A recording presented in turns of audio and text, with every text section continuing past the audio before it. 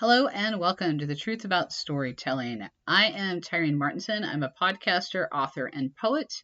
This podcast is a great place to hear stories about the writing life, a little bit about faith, get some writing prompts, and sometimes a little more. So this last month, I've been talking about my mission trip to Mongolia and how much it's meant to me for my faith and for my regular life. And when I came home, I had some high expectations of what that would be like, and they were not met with reality exactly. But before I get there, I want to share a little bit about the last few days in Mongolia and how those went. And before I jump all the way into my main episode, I want to remind you that you can always find my work, my writing work, at my website, tyreentales.com, or at most online stores. So thank you for joining me today and supporting my podcast. So my title is all about cacti and camels and writing. How do these things go together, you might ask? Well, I'm going to share that with you. So I found this humorous quote recently, and I had to share it, and it just fit with everything going on in my life. So here we go. You may be given a cactus, but you don't have to sit on it. Okay, this is kind of like that whole, life gives you lemons so you can make lemonade, but I actually like this one better. You may be given a cactus, but you don't have to sit on it. So this quote ties into both some of the challenges and joys on my last days in Mongolia and a little bit about life when I came home. So here we go. On the last few days in Mongolia, I kind of ate some pork by mistake. Now, I know I can't have pork, but I thought when I found pork on a pizza, I could just pull it off. I'd be fine. Sometimes I've had a little bit of accidental pork, and I've been okay.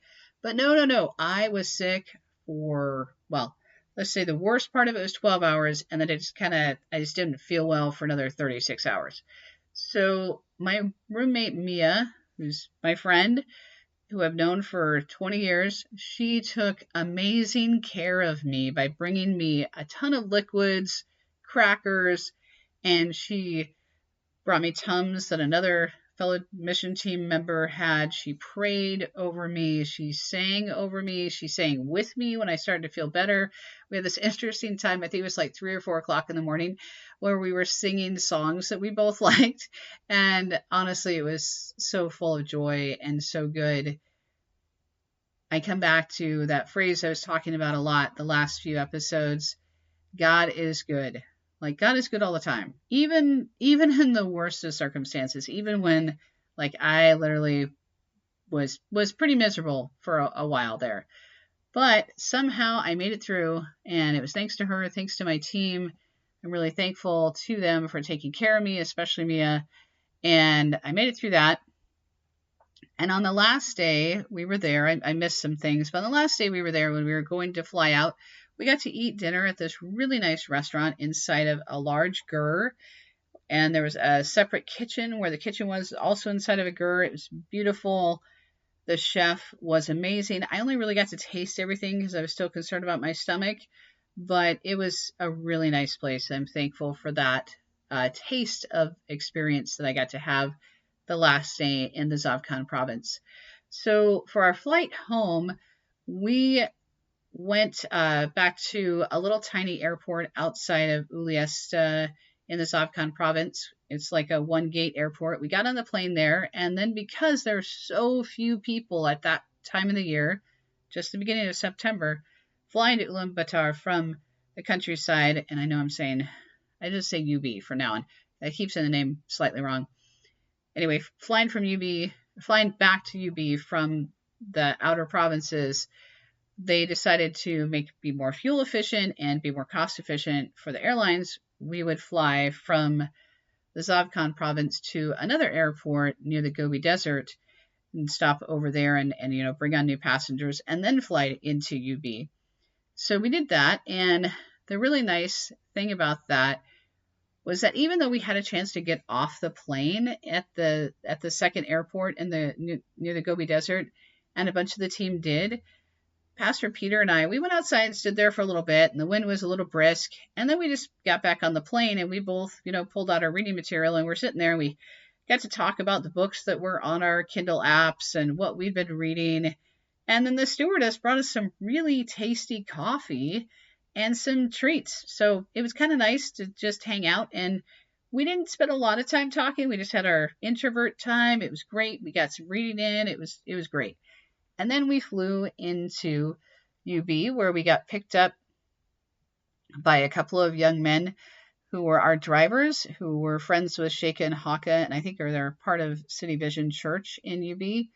And they drove us a ways. They kind of drove us kind of around the city because the city has such bad traffic. And then at some point, they exchanged cars, and then Sheikha and Haka took over driving, and they drove us the rest of the way to Terrell's National Park. When we got there, we ate at a very nice restaurant that was kind of part of the nice camp area where we were staying. And then we got to go stay in some gurs. Now, this is kind of a special experience that guests and visitors to Mongolia can have, is to stay the night in a gur. Now, I had read before I went on the trip that sometimes there were a lot of bugs in Mongolia, but I was like, I hadn't really seen that many. So I was not really worried about that. But we got into the first gur, and oh my, there were a lot of little tiny beetles on the floor. There were like, I don't even know how many, hundreds. And plus there were some crawling around the ceiling. So we actually moved gurs, and that was nice. But there were still bugs in there too, and we swept them up, and the people from the camp came, and they brought us a bug spray. And we ended up spraying a little bit, but then that was a bad idea because we were going to be sleeping there with the bug spray, right? So we couldn't reach the ceiling of the gurs we were staying in with the broom. It was a little too high. These are really big gurs to stay in. They're really, really nice. Really, really nice places. So I don't want to give you the impression they were bad in any way. They're really, really nice gurs, really nice interiors, great beds, all that. But there were the little beetles. And I don't sleep well when there are bugs in the room with me. So I'm just, again, very spoiled, not used to having to deal with that. And so I had a hard time sleeping that night, honestly, even though it was a nice place otherwise. It's just that it turns out end of August, they have a lot of these little flying beetles. And as soon as you open the door to your gur, they just like, whoosh, they're in there. And I think they were getting in there some other way, but they really like the light at the top of the ceiling. And so we left the light on in the bathroom all night long, hoping they would be like drawn away to that light source. And it maybe worked. It didn't work as well as we wanted it to, but we didn't have any drop on our heads during the night. So that was good. That was all we cared about. And we did get a little bit of sleep. Now, the next day was our very last full day in Mongolia, and it was basically a tourist day. We'd had all this other time to do the mission trip type stuff, but it was a big tourist day, except for one very important occasion, and I am excited to get to share that with you next. But before I get there, you may wonder, what does this have to do with the quote I shared about cacti and cactuses? Well, I would say as a metaphor, it kind of works because the bugs were kind of my cactus in this situation. There may have been bugs in my gur, but I did not have to sit on them or like dwell on them. So that was something I needed to really think about as I went about my day and as I got to sleep that night. So the next day was a full, amazing day, just hugely amazing day. And it was all thanks to Sheikha and Haka's planning and all the people that were involved and came and helped. And I'm so thankful for that. So it was really, really good. So we started out the day, we met our driver and his wife. We'd met Oogie before. Oogie was, she's Mongolian and she's married to a man from Indiana. Really, really nice man. They have a very loving marriage. It was beautiful to see, beautiful to ride with them, really fun to ride with them. He's a great driver. So we had a great time with them. And the first place we went was to the Chinggis Khan equestrian statue, which is the largest equestrian statue in the world. So underneath the statue is a museum. And first up, we climbed to the horse's head. We took some pictures. We wandered around. We had some fun, had some funny conversations. I'm not going to share all of that, but we had a good time together. And then we explored the museum below that. And we managed to get there before all the tourist buses did. So that was great. We started our day really early and it was really good. Next up, we went to a kind of a camp area, and I really wish I knew the name of it, and I really wish I remembered the name of the pastor who ran it, but it was basically a mission type camp, and it was meant for Christians to come together. They were doing summer camps there and things like that, but they also had a place that they had for traveling entertainers, and so and part of this, he owned a bunch of property. I think it was like 10 acres or 20 acres. Anyway, he had a restaurant, coffee shop. There was this camp area, and then there was kind of this entertainment main area where they had this big tent. So kind of think like big top circus tent, except for not exactly. They had some really nice risers to sit on in there. And we were treated to a horse acrobatics show that showed impressive training, both of the dancers and the athletes who were doing the acrobatics, and also impressive training for the horses. And it was a cultural, like, storytelling show about Genghis Khan's life. And it was so amazing. The tricks that they did, the way the horses would run, but then they'd also come to a standstill and stay just completely still when they were supposed to. And it's just a really cool show. I don't know if I could describe all of it. It was just beautiful. So well done. I tried to take video and it's all really terrible video. So I just have to hold it on in my memory about how beautiful it was and how talented the people were. It was amazing and it was a huge treat. So after that, we went from there to the most special event of the day.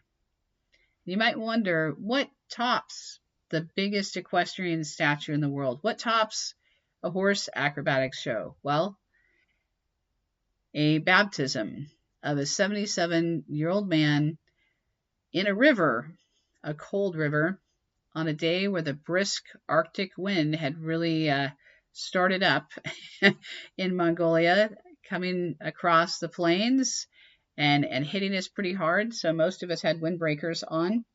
Meanwhile, Ganba, who's Haka's dad, he had decided he wanted to give his life to Christ.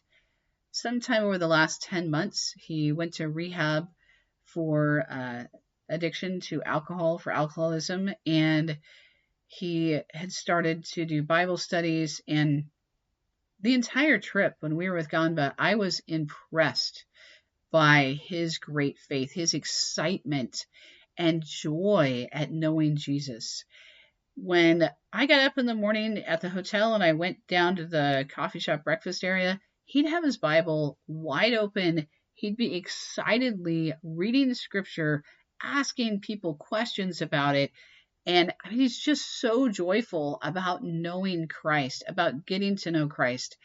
And so he waited to have his baptism until we were there. And we felt like, kind of honestly, a little overwhelmed by that. Like it was a huge honor to be there with him as he got baptized. And a whole bunch of people from City Vision Church in UB came to witness and celebrate with him.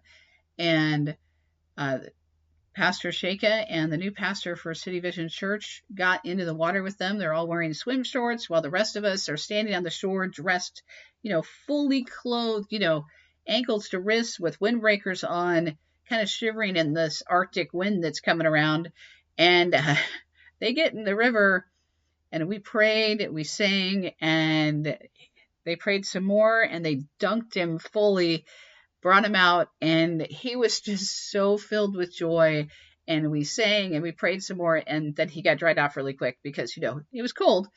And it was just so beautiful and so amazing to be a part of that. I want to have that kind of joy in knowing the Lord every day. I want to remember that God delights in me and delights in everyone I know the way Ganva was showing that joy, because it was so apparent that he knew that God delights in him and he delights in the Lord. And so I hope that I remember that each day for my own life and for the people around me. But it can be easy to forget sometimes. And I'll talk about that eventually toward the end of this episode. But that moment, that day was so beautiful. And afterward, we went to another kind of nice camp within the national park and ate a really nice dinner, celebrated his baptism. There were gifts given.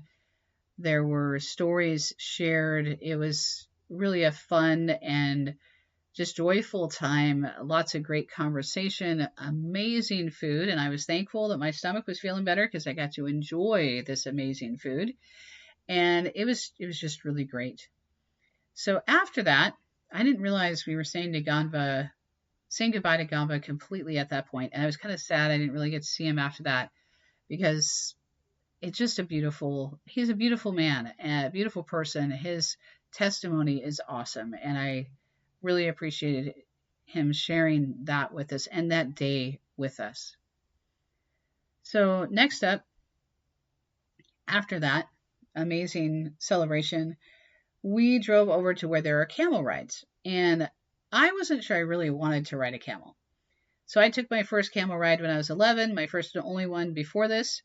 And I wasn't sure. I mean, sure, they're Bactrian camels. They have 2 humps, so it's different. And I wasn't sure I could really get on a camel because of the current shape that I'm in. But my friends and our Mongolian friends convinced me to try it. And the camel driver helped me get onto the camel. But I got on a little awkwardly and I was a little off kilter, and then the camel stood up and I didn't lean back like I was supposed to. So I was afraid I was going to fall off. And the ride started out really awkwardly and somewhat painfully for me. But the camel driver eventually stopped and he was like, no, and made me readjust myself. And then it was fun. And meanwhile, while we were riding the camels, Oogie and her husband, they drove along the side of the road and like took our video, and then they set the video to some fun music, and it was just great. It was really fun. It was really fun to do the ride. It was really fun to see the video afterward, and it was just great to have this joyful and fun experience. And meanwhile, Oogie, it turns out her dad was a master camel owner, and when she was young, or maybe her grandfather was. I'm not sure if it was her father or grandfather. Sorry, Oogie, if you're listening to this. I don't remember specific details very well. Maybe it's written in my journal and I should have looked at that before I did this episode. Anyhow, someone in her family was a camel driver at one point, and so she gifted us each with a beautiful stuffed animal of a Bactrian camel, and it was so kind of her. Now, one of the things that I learned on this trip that I didn't know before I went was that I really needed to bring gifts for every single host and driver. Now, our church did fill like 4 suitcases full of gifts to give the churches, but I didn't bring individual gifts for my hosts and for the drivers. And I felt like I made a serious cultural misstep, because gift giving is a big part of Mongolian culture. It is a way of showing respect, a way of showing your appreciation for the other people that you're meeting. And I made a serious misstep in not bringing gifts for each individual driver and host. So when I go back to Mongolia next time, and I'm saying when and hoping that when and not if is the reality, I will bring gifts for each and every person. And I hope I have a chance to give a gift to Oogie and to Sheikha and Haka and each person that I meet, because they were so wonderful and kind and generous to us while we were there. Our whole lunch that day after Ganva's celebration of his baptism was paid for by a Mongolian businessman whose wife attends City Vision Church. And it was just amazing. I mean, I didn't expect that. I was prepared to pay for my lunch, and he paid for all of it before any of us had a chance to. That's the kind of generosity I'm talking about. I mean, just phenomenal generosity and phenomenal love that people there, the Christians there, are sharing with each other. It is so beautiful and amazing. So I highly recommend traveling to Mongolia, and I highly recommend traveling to Mongolia as a Christian and meeting other Christians there to encourage them to also find encouragement from them. It is a beautiful place, and there are beautiful people there. So the last night in Terrell National Park, I still noticed the bugs in the gur, and I looked up at the ceiling and I was like, oh boy, okay, I gotta, like I can't dwell on them. I really need to get some sleep. I did get a little bit of sleep. We woke up very early in the morning to get to the airport in time. It was dark out. I took some pictures of the stars. Again, they didn't quite work out the way I wanted to on my phone camera, but I tried, and I got to see Orion very clearly, and that was really cool. I really love that constellation. So that was fun. And we got up, we got going, and we said goodbye to Shaken Hawken. It was kind of hard. It was like, wait, I don't want to leave yet, I want a few more days. I want another week. But at the same time, I did want to see my family, and I was excited to go home too. So we had our early morning flight. We had to say goodbye to Dave, one of our team members at the airport, because he was flying separately and going on more mission. He's an amazing guy. He goes on many, many mission trips. Very cool. But anyway, we traveled from UB to Seoul, Korea, to the Incheon airport, where we had a 3.5-hour layover.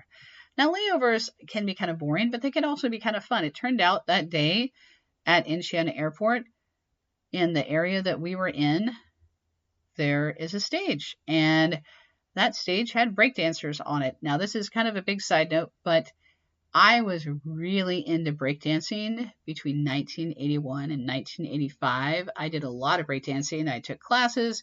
Some of my neighbors and I would practice together. We had a lot of fun. And yes, I did the popping and the waving and also the true, like, get down on the ground and do the breakdancing type stuff. I was a lot stronger in those days. So I have this huge appreciation for dance in general, but also breakdancing specifically. And I loved watching this show that this team of breakdancers put on at the Incheon airport right by the Starbucks. There's a stage there. Most of the team was hanging out by the gate, but I had come back because I saw those breakdancers warming up, and I got to watch their show, and it was so cool. I don't know what their names were because I don't speak Korean, and they were speaking only in Korean, but I had a lot of fun watching the show. And I also got Starbucks because, coffee, and went back, hung out at the gate, jumped on board the plane, and flew from Seoul, Korea to Seattle. Now, the plane wasn't as comfortable on the way to Seattle. We were seated next to a guy who seemed to think that my friend me and I should climb over him to get out if we wanted to use the restroom, which, no, thank you. Nope, not doing that. And after one time of that, Mia decided she didn't want to even try to get out anymore. And I was like, no, I'm going to get out and I'm going to make him get up. Like, that's just the way it is. Like, I don't mean to be mean, but, yeah, I'm not climbing over somebody in an airplane seat. Nope. Anyway, it was an okay trip. I watched some fun movies. I didn't get a lot of sleep. And I'll share a little bit more about my homecoming in the next episode next week, because I don't want this episode to go on way too long. And I also want to share some writing prompts with you and kind of give you a little bit of something to go on from this episode. It's not just about me talking about my trip and about the amazing faith of the people I met in Mongolia. So for my writing life, when I think about the trip as a whole, if I look at it as a writer, just from that perspective, even when I couldn't write because I was busy, or say even when I was sick, I was gathering story ideas. All the experiences I had, whether they were exciting experiences and fun experiences like riding a Bactrian camel, or even getting sick, they all are details. They're all filled with sensory kind of details, all things I can pull on when I write stories, and they can kind of become story seeds. So travel is never wasted time for a writer. Even if we're not having the best of days, we can still pull from the experiences we're having to write stories later. Even when we're not consciously thinking about it, even if we're not like, oh, I should, make a list about the story details I'm getting here in this experience. No, sometimes just having that experience, having it in our memory is enough to use the next time when we sit down to write. So for your prompt today, or for 2 prompts today, think of a trip where something went wrong.